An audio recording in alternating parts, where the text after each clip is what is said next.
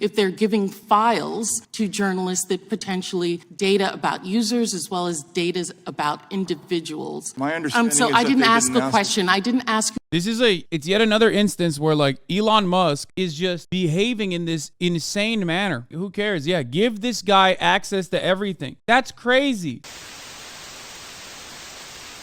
Here is another person who has changed and another person who hasn't. Here is Mehdi Hassan ripping into Matt Taibbi. The world's most powerful investment bank is a great vampire squid wrapped around the face of humanity, relentlessly jamming its blood funnel into anything that smells like money. That was how, in 2009, Rolling Stone journalist Matt Taibbi famously began The Great American Bubble Machine, his 10,000-word expose on Goldman Sachs and its considerable economic influence at the height of the Great Recession.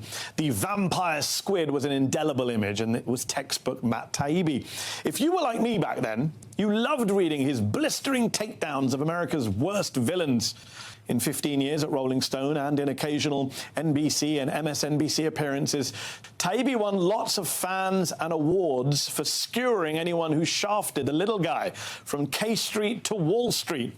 But if you listen to him these days, he's telling a different story. I spent 10 years covering the aftermath of the 2008 financial crisis. That was obviously a very serious issue, but this Twitter file story and what we're looking at now and what we're investigating now, I don't think there's any comparison. This is by far the most serious thing that I've ever looked at, and it's certainly the most grave story that I've ever worked on personally. Yes, the Twitter files, quote unquote, 19 releases of select internal Twitter documents provided to Taibbi and other reporters and activists after the social media site was acquired by tech billionaire Elon Musk, remember him? Which made seemingly explosive claims about the politicized blocking of the Hunter Biden story, as well as allegations that Twitter shadow banned conservative accounts without cause. According to Musk and Taibbi and his reporting colleagues and the Republican House majority, those files show Twitter colluding behind the scenes with feds, NGOs, and yes, Democrats to silence critics. A new woke McCarthyism through digital censorship. Here's what happened to Matt Taibbi at the hearing.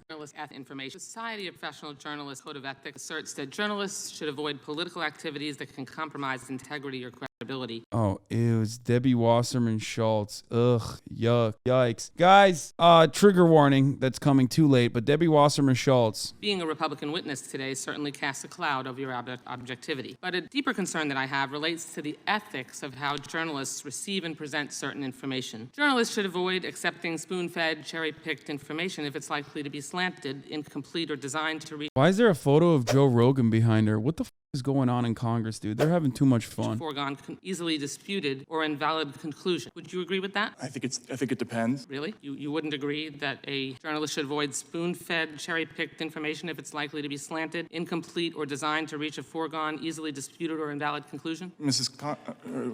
Congresswoman, I've done probably a dozen stories involving whistleblowers. Every reported story that I've ever done across 3 decades involves sources who have motives. Every time you do a story, you're making a balancing test between the public interest. Reclaiming my time. Thank you very much. Okay. I ask you this because before you became Elon Musk's hand-picked journalist, and pardon the oxymoron. The reality is Matt Taibbi did become a mouthpiece for a billionaire and his like $44 billion purchased corporation, which is really, really sad. Oh, people who have never heard Matt Taibbi speak going, wow, he sounds like he's crying. Yes, Matt Taibbi does have insane vocal fry. You stated this on Joe Rogan's podcast about being spoon-fed. Matt Taibbi acted like he was doing like, cutting edge journalism with the Twitter files when the Twitter files itself didn't show anything. Information, and I quote, I think that's true of any kind of journalism, and you'll see it behind me here. I think that's true of any kind of journalism. Once you start getting handed things, then you've lost. They have you at that point, and you got to get out of that habit. You just can't cross that line. Do you still believe what you told Mr. Rogan? Yes or no? Yes or no? Yes. Good. Now, you crossed that line with the Twitter files. No. Elon Musk, it's my time. Please do not interrupt. Elon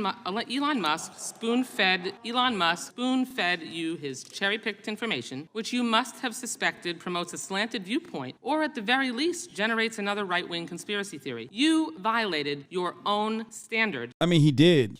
Anyone that says like he didn't is ridiculous. This is characteristic of a type of quietly pro-capitalist guy who shields powerful bosses from criticism, often using faux class politics. Pose about PMCs being deranged, but actually all billionaires deserve that same hostility from the press, even ones in Matt's replies. The seamless way people transition from hating Trump to hating Musk has been amazing to watch. In 10 years, we'll have a Photoshop compilation with like 6 different faces on it. Yeah, dude. You shouldn't hate Donald Trump and you shouldn't hate Elon Musk. You're right. Yeah, it's the PMCs that are at fault. You can hate the PMCs and also turn around and hate Elon Musk and Donald Trump, who are basically the lords and the masters of the PMCs. The PMCs are the professional managerial class gets hatred because they are working at the behest of these corporate overlords. Holy dude. So you would believe that you have probably millions of emails and documents, right? That's correct, would you say? I don't, millions. No, I think the number's sounds less than too that. high. Okay, 100,000? Probably closer. Probably, yeah. Probably close to 100,000 that both of you are saying. Yet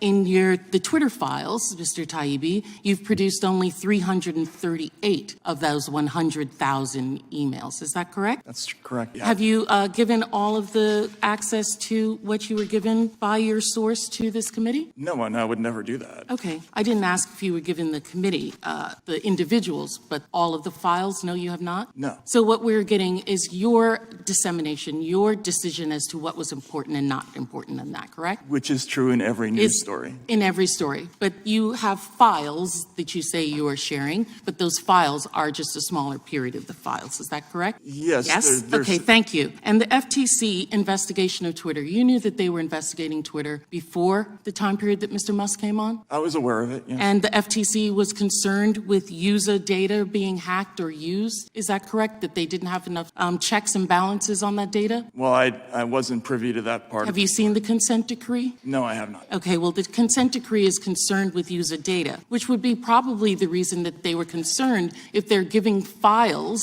to journalists that potentially data about users as well as data about individuals and employees would be given to them. My understanding So is I that didn't they ask didn't a ask- question. I didn't ask. This is a profoundly important part of this investigation, or this is the main point of this is probably one of the major points that is the reason why Matt Taibbi is there to begin with. Like, he was like, oh, they're just trying to bully me and try to bully Elon Musk because I'm doing such great journalism for Twitter or whatever like, no, dude, like, you have this corrupt billionaire asshole who has no respect for the rule of law, no understanding of it, and no interest in like even following the legal counsel's advice on any particular matter. Like, yeah, of course Congress is going to ask if like one of the major social media platforms now owned by a singular individual gave access to like private information and private conversations to some random right-wing journalist who's trying to do promo for the platform itself. That's crazy. You a question, sir. Okay. Like, this motherfucker, like, does he not realize? I mean, I guess it's yet another instance, where like Elon Musk is just behaving in this insane manner, like the petulant, petty little tyrant child he is, where he's just like, I don't give a about the law. Like, who cares? Yeah, give this guy access to everything. That's crazy. You can't do that. Like, you can't do that. The only thing I still respect about Matt Taibbi is that he's still doing that hairstyle that kind of like you never really see anymore when you do the horseshoe. Like, you're like very clearly bald and you still keep the side hair. Like, you're just like, it, YOLO, I'm bald and I want everyone to know I'm bald. I really respect that. People don't do that anymore, dude. A lot of people don't do that. You talk a lot about the Election Integrity Project in the Twitter files, which Stanford and the University of Washington founded to monitor attacks on our elections. And you say some stuff about them that a lot of your critics say is not true, and that affects your credibility. You said the EIP was founded in response to the government dropping its proposal for a disinformation government. Well, there you are. We're quoting you on screen. It wasn't. It was formed 2 years earlier. You suggest it was government funded, even though during the 2020 election that you're covering, it wasn't. You say they labeled 22 million tweets as misinformation in the run-up to the 2020 vote. They didn't. They flagged 3,000 election misinformation tweets for labeling, so you were only 21,997,000 off. And you also claim the EIP was, let me finish the question, you can come back in. You also claim the EIP was partnered with the government Cybersecurity and Infrastructure Agency, CISA, to censor Twitter, but you mix up CISA, CISA, a Homeland Security Agency, with the Center for Internet Security, the CIS, which which is a non-profit. In fact, you added an A to CIS. I think people can see it there in brackets to make that false claim. It's just error after error, Matt, on just this one That's an topic. error. But the other ones aren't. No, 22 million number came from their own report. Yeah, where did it came from? A report in March. Do you know what the 22 million number is, Matt? Can you tell me? Because we checked. 22 million is the number of tweets about election misinformation that they just mapped. How many tweets were they? The ones they actually flagged to Twitter before the election. 22 million came after the election. It wasn't in the run-up. They flagged 3,000. So you were off by 21,997,000. It's another error. They said a lot of things. I stand by my story. You stand by what story? You stand by 22 million were flagged in the run-up to the election, even though that number came in March 2021, which was after the election. No, this came in their report after the election. Which was about some total of tweets that they counted on the election. What they flagged to Twitter was 2,980 tweets, I believe. So that's nowhere near 22 million. Come on. Come on, what? You got something wrong. You got CISO wrong. Why did you add A? Okay, Matt, why did you add A in square brackets? Do you understand why people worry about? I actually thought that. And why didn't you fix it? I just checked the tweet before I came on air. It's been 3 weeks since it was flagged to you. Why not fix it? Do you not have editors at the racket? I didn't realize that until now. Okay, and what about the date? You got the date wrong when it was found. You said it was founded in response to the Disinformation Board. That was last year. Well, because Stamos is saying in the video that we were sort of created to fill the gaps. But no, that's not what you say in the tweet. That's not what you say in the tweet. The SIO was created in 2018. No. You say, this is what you say, that the EIP was created after the public uproar paused the Disinformation Board. That's wrong. You need to correct that as well, don't you? After the... That's what your words. You say, to quote you, after public uproar paused the Orwellian Disinformation Governance Board, Stanford created the EIP. That's wrong. Well, that's what they say. You could check. You don't need sources, Matt. You could check the EIP website. It says it was created in 2020. Well, that's the date that I just said. And the Disinformation Board was 2022. Okay. All right. Well, then that is an error. Yeah, X is going to get mad at you for watching a murder on live stream. Yeah, it's true.